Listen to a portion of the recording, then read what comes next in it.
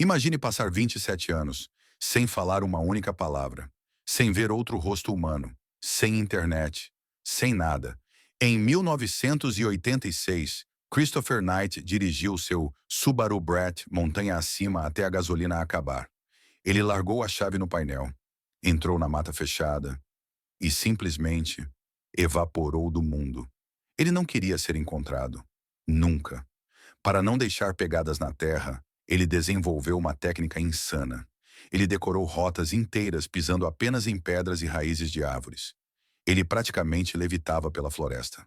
Ele invadia chalés apenas para roubar comida e livros. Nunca dinheiro, nunca joias. Alguns donos até deixavam bilhetes convidando-o para entrar. Mas ele nunca respondeu. Ele tinha pavor de ser visto. O preço do silêncio foi brutal. Nos invernos de 20 graus negativos do Maine, ele nunca acendeu uma fogueira, nem uma vez, em 27 anos.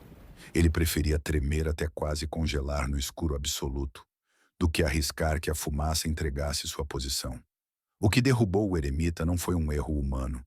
Foi o futuro. Sensores de movimento. Uma tecnologia que nem existia quando ele fugiu.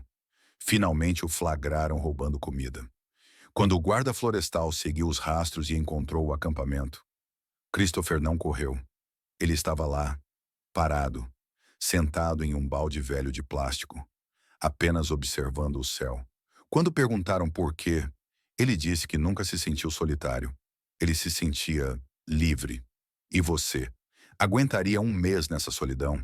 Segue a gente para mais fatos e histórias fascinantes.